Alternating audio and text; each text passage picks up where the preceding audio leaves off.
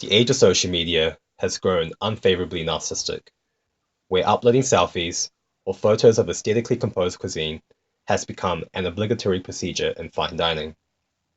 Nowadays, it is common to be lured by online advertisements, encouraging individuals to go under the knife to further improve their supposedly inferior physical features. It is also common to decide against taking public transport because driving your own car is just more convenient. Our mental thoughts are constantly directed by our desires of self-consumption and self-comfort.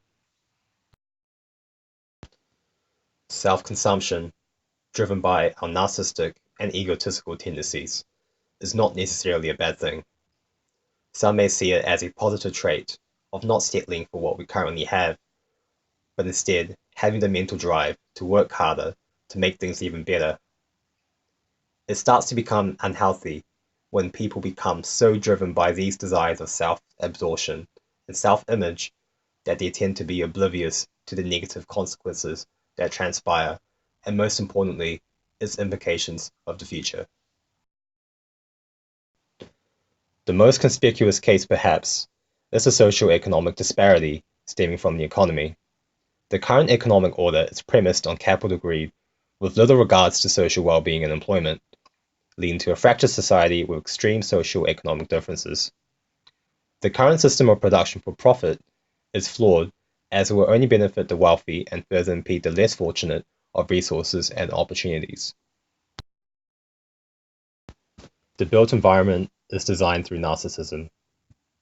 We continue to build our cities even grander, with glazing from top to bottom, even though it is widely acknowledged that reflective facades exacerbate global warming. Despite the adverse environmental effects, cities will continue to become an accumulation of oversized, revolutionary architecture. So what I'm trying to say here is that we are the root of the problem. We are the primary instigators of why these growing issues are not being dealt with maximum force. There is little effect in providing more public infrastructure if people are still choosing to drive their own cars. If we do not change our priorities, any effort that we make towards the future will be rendered futile. So will we ever be able to become a society that will think about the bigger picture before ourselves? I believe that architecture should and will address these issues and its future implications. Architecture has to become the therapeutic instrument for the narcissistic city. Firstly, we must change the way we think, our priorities, our actions. Only then will we have any sort of chance of resolving these ever-present issues. As a functioning society, we should worry less about issues that surround us individually, but focus more on large-scale issues, such as socio-economic disparities and global warming. Perhaps this is done through an incentive system facilitated by architecture. Architecture is to become the vehicle of this shift in thinking.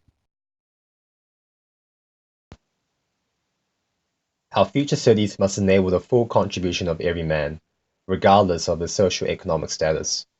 For instance, designing for one socio-economic class, whether in housing or retail, will create more socio-economic disparity than it already exists. Architecture should provide for people of all walks of life. Architecture must introduce a new platform that will empower the working class by establishing new ways of social equity between people of different socio-economic statuses. A more equitable society based on the power of cooperation and collaboration will ensure a progressive society. Our future cities need to adapt to changes that may occur in the built environment. Changes could include hotter temperatures, rise in sea levels, and deterioration of society due to its unrectified fractality. Architecture and technology must provide future cities with the right tools to adapt to these changes. Positive incremental growth can no longer continue with the current capitalist approach. Therefore, production is to be undertaken for use, not for profit.